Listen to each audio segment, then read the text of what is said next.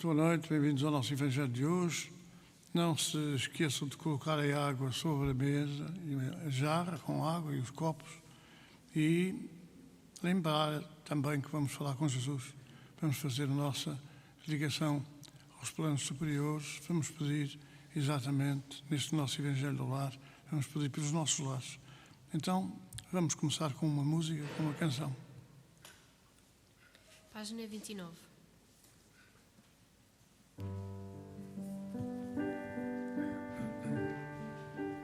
Virgem do Rosário,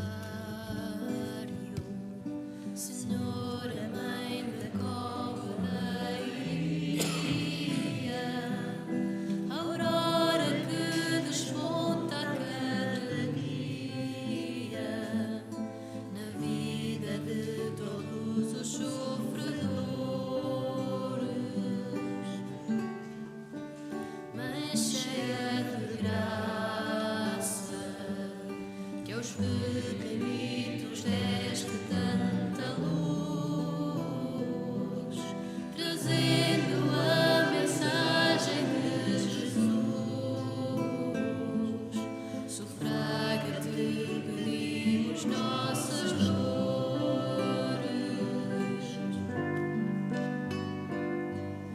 Escuta nosso brado em oração, ajuda a aliviar nosso irmão. Derrama sobre nós o teu amor de mãe, ensina-nos a amar sem condição e ao próximo estender a nossa mão, e faz de todos nós instrumentos de paz. Virgem do Rosário, Senhora Mãe da Cova da Iria, o mundo te recorda, ó Maria, como nossa melhor intercessora, Mãe de tanta luz, Senhora que do alto da azinheira lançaste teu aviso à terra inteira. Vem em nosso socorro sem demora.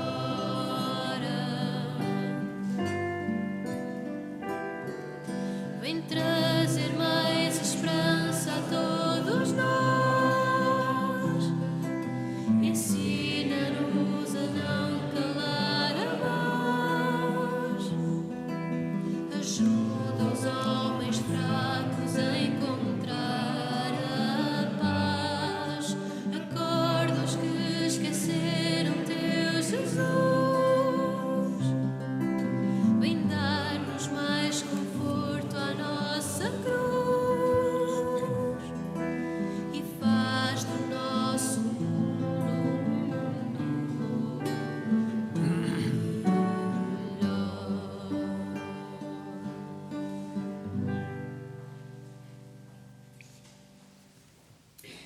Senhor Jesus, nós pedimos neste nosso Evangelho no Lar que permita que estejam connosco os nossos familiares que já desencarnaram e que estejam mais necessitados, certamente, ou os outros que queiram comungar connosco dessas vibrações de paz e de amor. Pedimos também, Senhor, que na oportunidade, se houver irmãos que estejam necessitados de um pouco de amparo, de consolo, de esperança, que precisem da nossa reunião do Evangelho no Lar, que lhes seja permitido estar connosco esta noite, vivendo também os minutos para lembrar a Tua mensagem, para recordar as lições que nos deixaste para a nossa vida. Seja connosco, Senhor, abençoa o Evangelho desta noite.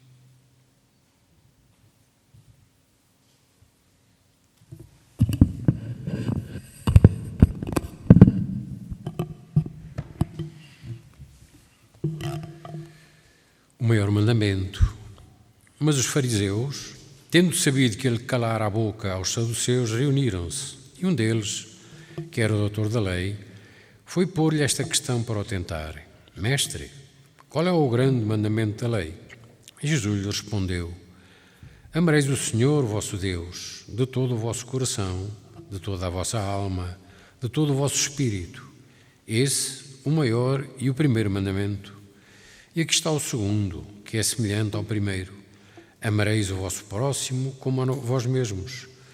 Toda a lei e os profetas se acham contidos nestes dois mandamentos. São Mateus, capítulo 22, 34 a 40.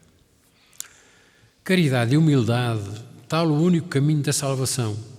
Egoísmo e orgulho, tal o da perdição. Este princípio acha-se formulado em termos precisos nestas palavras: amareis a Deus de toda a vossa alma e a vosso próximo como a vós mesmo. Toda a lei e os profetas se acham contidos nesses dois mandamentos.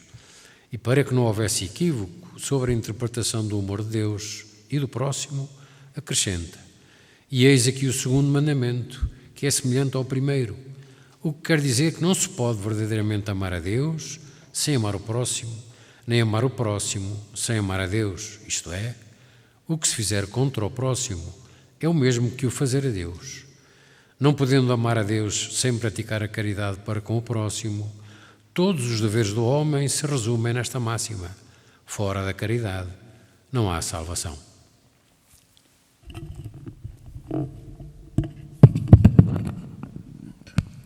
Foi uma leitura do Evangelho segundo o Espiritismo, do capítulo 15. O texto de hoje intitula-se A Hipocrisia Continua a Caminhar por Aí, do livro Depois Vem e Segue-me, da nossa mentora espiritual Maria Teresa Magalhães e psicografado por Arnaldo Costeira. Não deixamos de repetir esta realidade. Jesus falou não só para os homens do seu tempo, mas para os de todos os tempos. A grandeza da sua mensagem, ainda que desfigurada em muitos aspectos pelos nossos interesses mesquinhos, aí está bem viva a convidar-nos à mudança. Quando pronuncia a oração por excelência, ele ponta o caminho da salvação a todos nós, que já vimos percorrendo esses caminhos, embora recalcitrando contra a lei há milénios, porque éramos nós os prevaricadores de então, como continuamos a ser nós os que fomos vivendo e dando realidade a atualidades desses conceitos. Recordo que, certa feita, ainda na Terra, assisti a esse diálogo a propósito do perdão, quer Jesus aponta na sua oração como sendo fundamental para cada um de nós seja perdoado.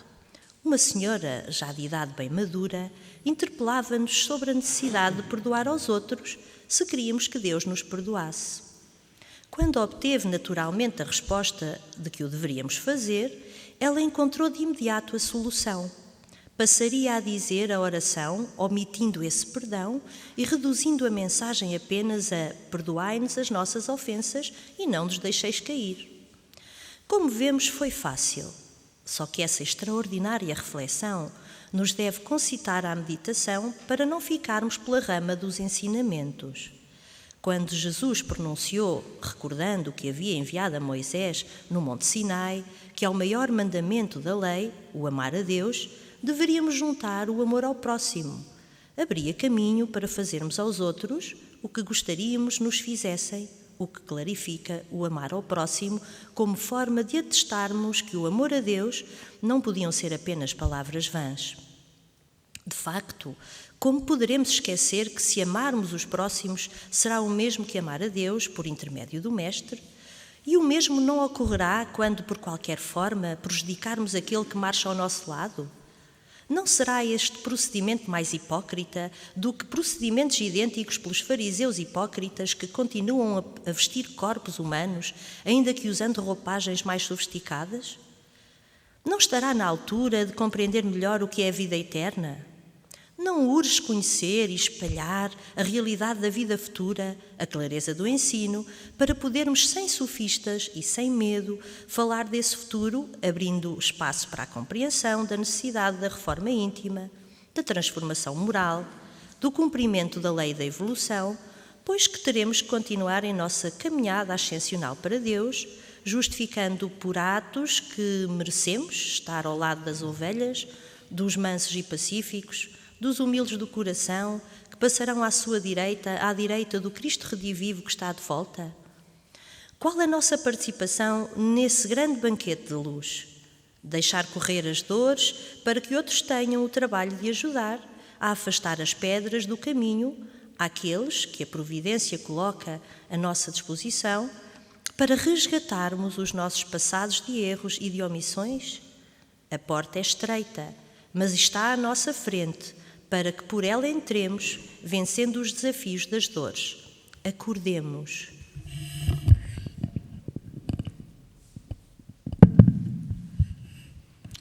O tempo que nós passamos é um tempo de convite à atualização dos nossos pensamentos, sentimentos, a propósito da lei do amor. Qual é o maior mandamento da lei? O primeiro e maior de todos, amar a Deus sobre todas as coisas. E eis o segundo, igual a este, de mesma importância, amar ao próximo como a vós mesmos. O amor como nós conhecemos, e vamos conhecendo melhor à medida que vamos debruçando sobre as mensagens que o Mestre deixou. O amor é uma lei que até Jesus pouco vigorou. Mas dizíamos assim, então com Jesus veio modificar as coisas. Não, Jesus veio abrir as portas do entendimento para que as coisas se modificassem. Mas quando nós vemos, por exemplo, em pleno século XVI, XVII, XVIII, terminando já perto do final do século XIX, a escravatura, nós vemos que afinal Jesus veio trazer a lei do amor, mas os homens não deixaram que as coisas evoluíssem para muito mais do que isso. Jesus veio falar sobre a cor da pele, que éramos todos iguais perante Deus, que Deus é Pai de todos, e até há um século atrás, e ainda hoje, vamos falar a verdade, as mulheres não têm direito a muita coisa porque não têm alma. As mulheres são instrumentos como outros instrumentos quaisquer que o homem se precisa de servir e, portanto, como que a animalidade da terra e os vegetais e tudo aquilo que é colocado ou que foi colocado pela providência é para o serviço dos homens, e nós vemos hoje que os homens usam e abusam dos seus semelhantes e tratam melhor as criaturas de outros reinos menos expostas à racionalidade, tratam bem melhor do que os seres humanos. Portanto, ele veio trazer, mas a implantação, vamos lembrar, a implantação da lei do amor, 2000 anos passados, ainda não está concretizada. Nós ouvimos falar, aqueles que vamos estudando a doutrina, debruçando sobre ela, nós continuamos a ouvir falar que os tempos chegaram, que a hora da mudança chegou, que nada vai ficar como antes. Mas o que é facto é que nós não vemos as pessoas preocuparem-se demasiado com isso. Nem com a lei do amor, nem com a mudança, nem com a reforma íntima. Não estamos a ver muita gente pensar nessas coisas. Embora o medo não possa passar de um momento para o outro. Se nós repararmos o que é que levou a esta alteração inédita, que nem uma guerra nuclear conseguiu travar.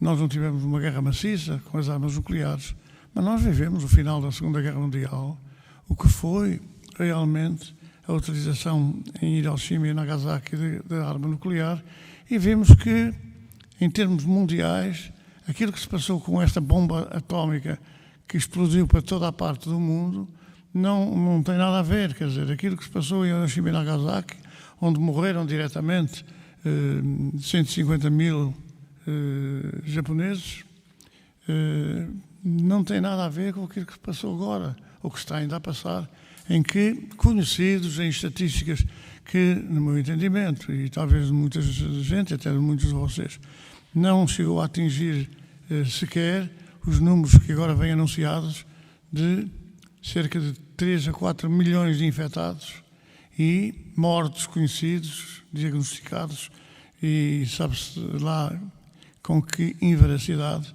não terão ultrapassado ainda os 400 mil.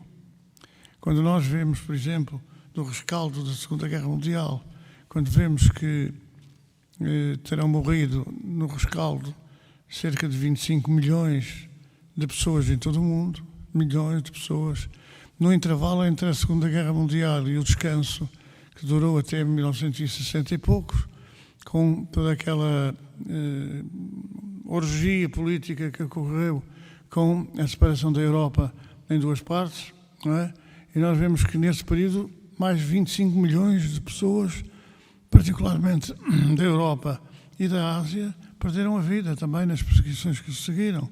Quando nós vemos que só com a cólera, com a gripe da cólera, não é? Com a gripe dos cães, só com essa pandemia, terão morrido em Constantinopla, só em Constantinopla, 60 mil, só em Constantinopla, 60 mil com a cólera. Comparado a isto em todo o mundo, isto é uma miséria tremenda que não sabe bem o alcance que teve, como aquilo que ocorreu durante a Primeira Guerra Mundial, não só com a mortandade que houve diretamente nas trincheiras, mas que terão morrido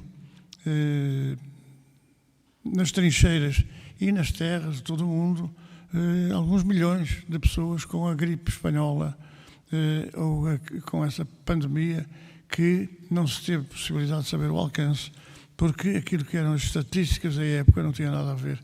Muita gente foi a sua morte atribuída à guerra em si, mas a esmagadora maioria dos mortos foram, em 18 e 19, foram vítimas da gripe espanhola ou daquilo que ficou conhecido como uma pneumónica.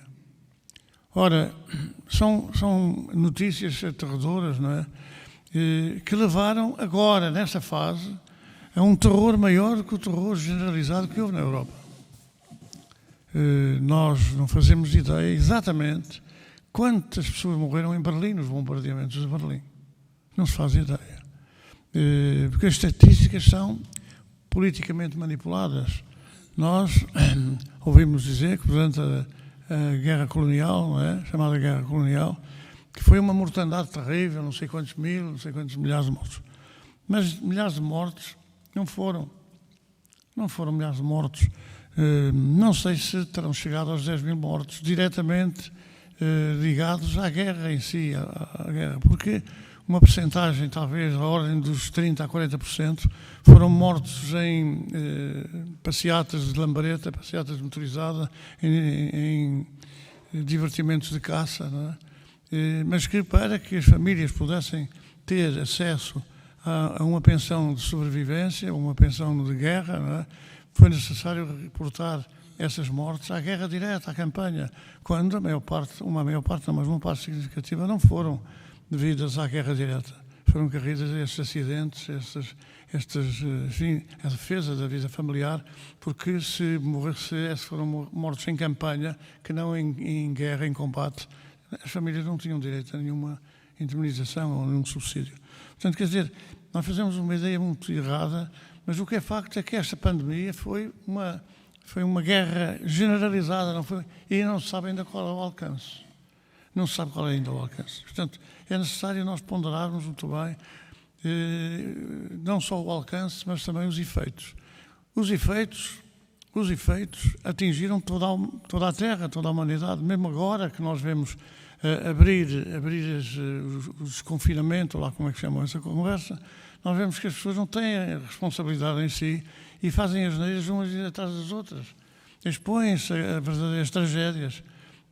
Portanto, ainda não foi suficiente, naqueles grupos mais irresponsáveis que graçam à nossa volta, não foi o suficiente o medo que apanharam para terem mais cuidado com os cuidados que é necessário ter nesta fase da vida na Terra. Mas nós sabemos, há muitos anos, que nós ouvimos dizer, ou ouvimos falar, os tempos estão chegados. Há muitos anos. Nós tivemos a oportunidade de consultar agora inúmeras mensagens do plano espiritual, mesmo recebidas da Associação, nos últimos 10 anos, que falam de uma forma aberta e clara naquilo que se pode ver chegar de um momento para o outro e que ninguém estava à espera. Nós ouvimos falar que poderia haver uma guerra nuclear. Inclusivamente, há aí livros espíritas escritos onde se prevê que haja uma pandemia nuclear que, agora a pandemia é a palavra que está em voga, não é? Mas essa guerra nuclear que poderia ocorrer até 2019, não é? Não se sabia bem se era o dia 31 ao meio-dia, se era o dia 29 à meia-noite, mas estava tudo já programado, essa guerra já está programada, espíritas até responsáveis que escreveram isso, e nem Jesus sabia, quanto mais agora nós que estamos agora já predispostos a saber tudo e mais alguma coisa. Nós tivemos uma previsão que correu o mundo, não é? Em que o Espírito que vinha trazer a mensagem dizia que era das plagas de luz superiores e que vinha anunciar que no dia 17 à meia-noite terminaria a pandemia do Covid-19 e que se os homens não se portassem bem, que levavam um tal no rabo, não é? Porque não se portavam bem, então tinham 6 meses. Se nesses 6 meses não se portassem bem, outra pandemia pior viria e então depois é que as coisas corriam para o torto. Mas quem é que sabe? Jesus disse que não sabia quando é que era esse fim. O princípio do fim, ele anunciou determinadas coisas que iriam acontecer e que indiciavam o princípio do fim. Mas nunca se atreveu a dizer quando é que era o fim. Mas disseram logo, mas Chico Xavier disse que era 2019 e que se não houvesse uma guerra nuclear, então viria a paz. Mas então a guerra nuclear veio, porque este ataque de um ínfimo bicharoco, que é preciso um telescópio muito potente para se conseguir ver, e mesmo assim não conseguem detectar exatamente o genoma deste vírus, porque os genomas já foram modificados não sei quantas vezes. Eles já descobriram não sei quantas vezes o genoma e agora chegaram à conclusão que afinal não é bem esse genoma, que há um outro que está por detrás dessa pandemia. Afinal sabem tudo e não sabem nada. E agora, no dia 18, no dia 17 à meia-noite, não acabou pandemia nenhuma. E quem anunciou esta coisa em nome do Espiritismo, não é? Quem anunciou colocou os espíritas mal, colocou a mensagem espírita mal, colocou o Espiritismo mal. Então nós temos que ter algum cuidado nestas coisas. Nós recebemos aqui também na Associação mensagens, mas a preocupação da segunda mensagem que veio, a seguir a termos fechado os nossos trabalhos, aquilo que queriam dizer é que era preciso incutir esperança nas pessoas. Era necessário afastar o medo, afastar o pavor que estava a dominar toda a Terra. Mas, reparemos, muitos daqueles que foram postos em liberdade por causa do vírus, das cadeias, das prisões, já foram presos outra vez. E já houve alguns que foram apanhados várias vezes a fazer assaltos. Porque não, quer dizer, tão logo se lhes dá uma mão, apanham as mãos, os pés, apanham tudo. E aproveitam-se e acabam por exagerar e acabam por prejudicar. Agora, Deus vai fazer com que o mundo inteiro, os milhares de milhões de espíritos, venham a passar mal, só porque há desses milhares de milhões de espíritos 500 mil que se portam mal? Só porque há 500 mil que se portam mal, os outros vão ser todos castigados? Ou Deus vai dizer assim, não morres desta, nos próximos 6 meses morres, que eu mato. Não é?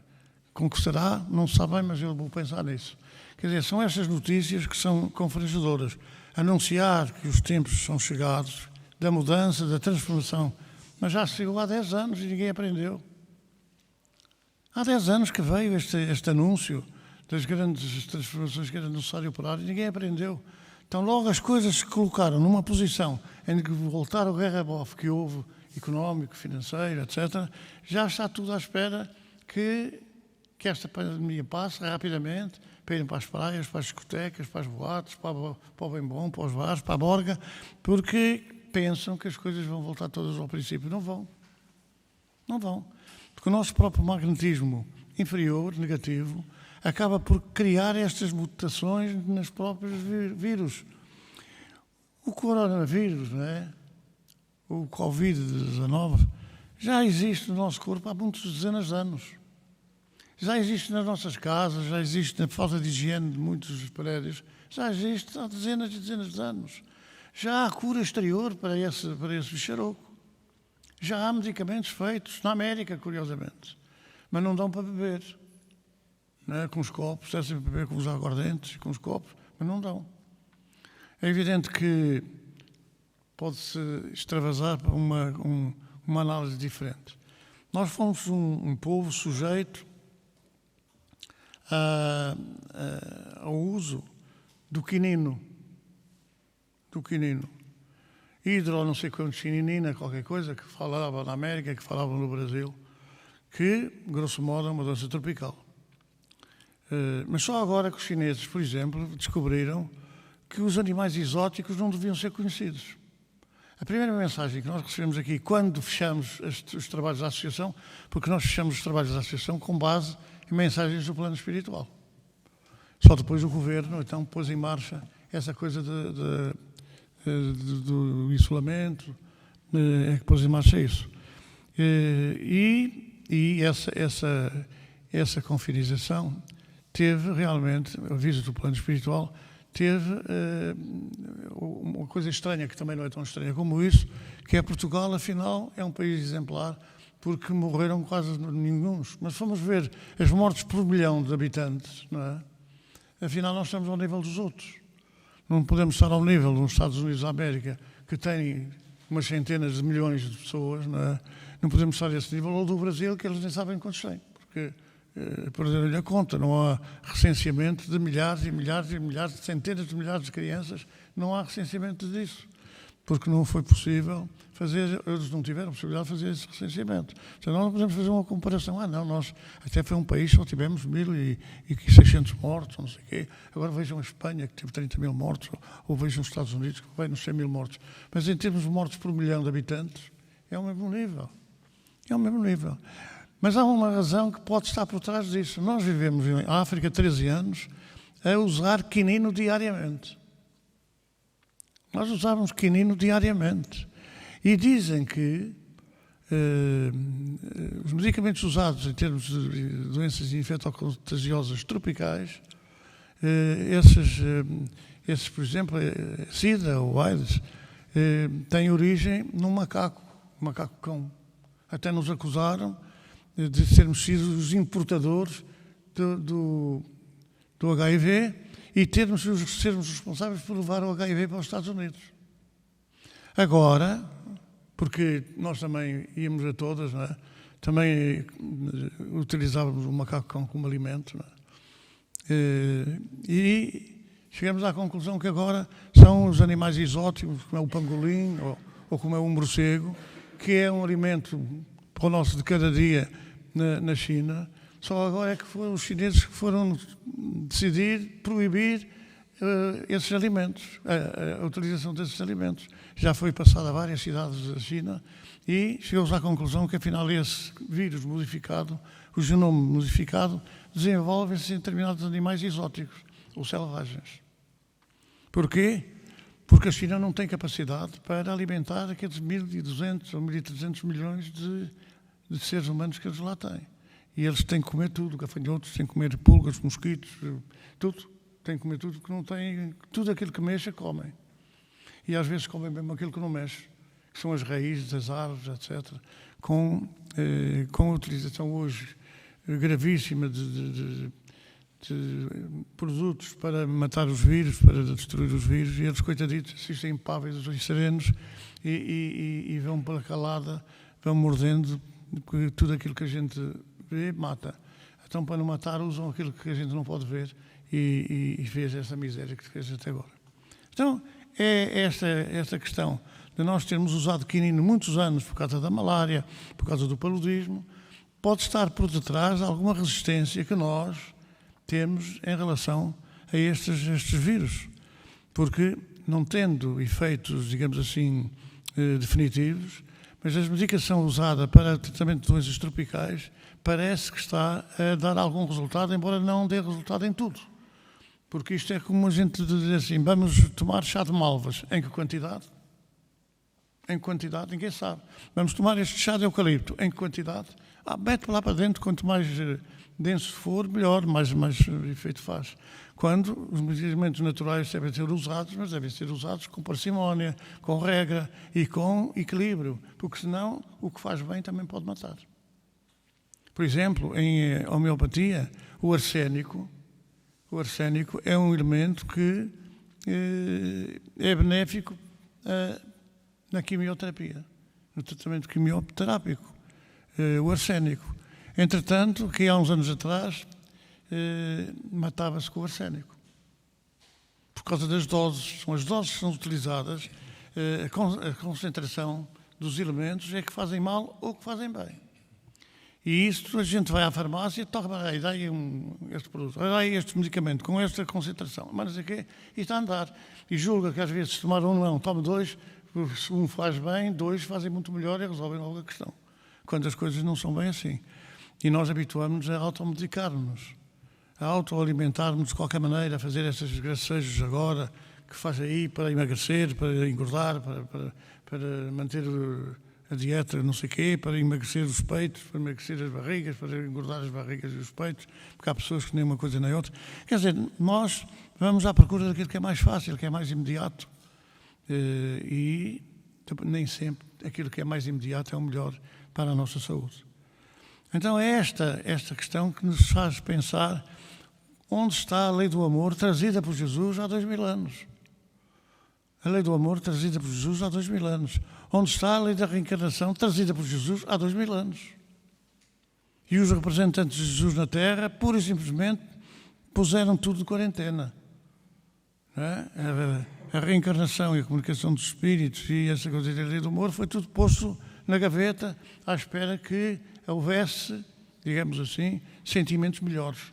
Quando nós ainda não pomos os sentimentos que achamos que eram melhores ao tempo de Jesus e que não há ainda sentimentos melhores, mas que já estão ultrapassados, que fará quando nós nem sequer nos preocupamos com isso. Alguém quer pôr alguma questão sobre este tema?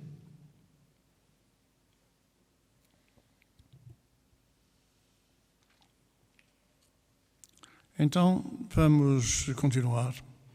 O nosso Evangelho é feito de uma parte, lembrar o Evangelho, e a segunda parte, lembrar as famílias que não conhecem o Evangelho, que não conhecem Jesus, que não conhecem os seus ensinamentos.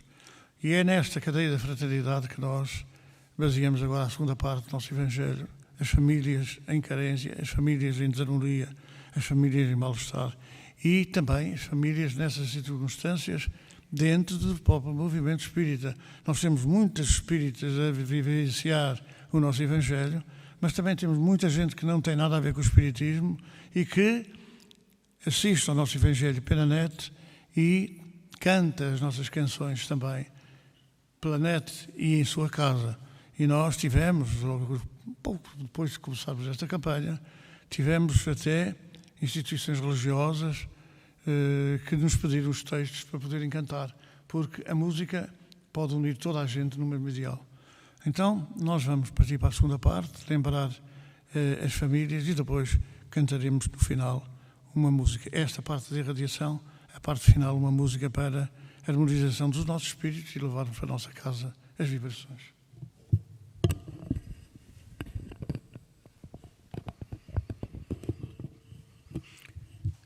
Vamos convidar todos os nossos irmãos e irmãs que nos acompanham neste Evangelho no Lar para que coloquemos o nosso pensamento bem alto, pensando em Jesus, certamente, para que nos lembremos, pedindo-lhe a Ele toda a assistência, toda a ajuda que for possível para aqueles que mais sofrem. Passamos por momentos difíceis, Senhor. Toda a terra vai observando aquilo que são as situações que têm que passar e que muitas das vezes nos atingem a nós, aos nossos amigos, a todos aqueles que de alguma maneira perseguem aquilo que é o progresso do Espírito. Mas nem todos, Senhor, nem todos ainda estão em condições de poder ouvir a Tua mensagem, compreender as leis que o Pai nos deixou e que Tu nos explicaste tão detalhadamente. Este momento é aquele momento em que nós, lembrando todos os outros que ainda não conhecem a Tua lei, mas que sofrem as agruras da sua vida, das suas dificuldades, aqueles que nos hospitais, nas casas de saúde, aqueles que, afastados da família por razões várias, continuam implorando um pouco de paz, um pouco de companhia, uma palavra amiga. Olha, Senhor, são tantos os nossos irmãos e irmãs a precisar sempre da tua ajuda. Imploramos-te por eles, oferecendo um pouco de nós, aquilo que temos que é pouco, muito pouco, Senhor. É pouca energia a nossa, mas sabemos também que as falanges que envias ao nosso encontro saberão recolher de nós tudo aquilo que essa energia possa levar de bem, de paz, de conforto e de esperança a esses nossos irmãos. Leva, Senhor, que eles possam ter uma vivência mais equilibrada, pensando mais e melhor em Ti. Sê connosco e ampara-nos sempre.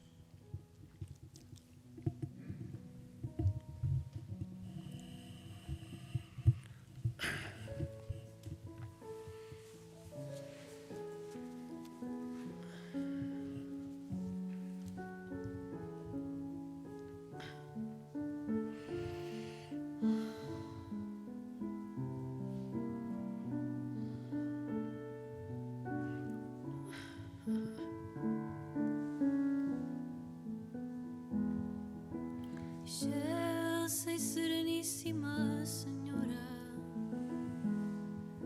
que sois toda bondade e complacência, que espalhais os eflúvios da clemência em caminhos liriais feitos de aurora.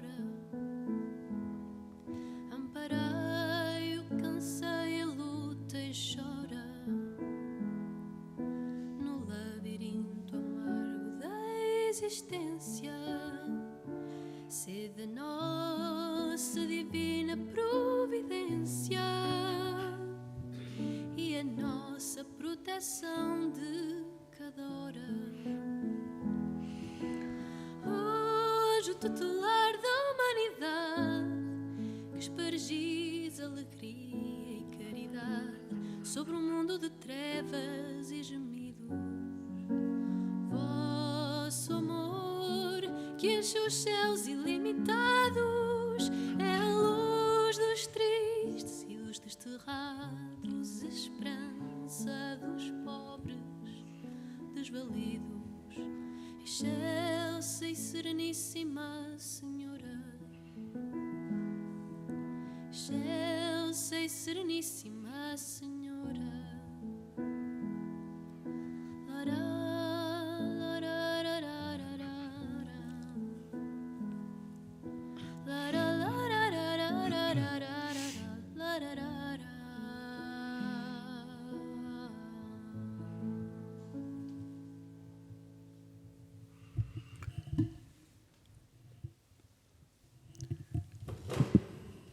Chegamos ao fim da nossa transmissão do Evangelho desta semana. Cá voltaremos para a próxima, desejando a todos muita paz com Jesus, nas vossas famílias, nas vossas casas.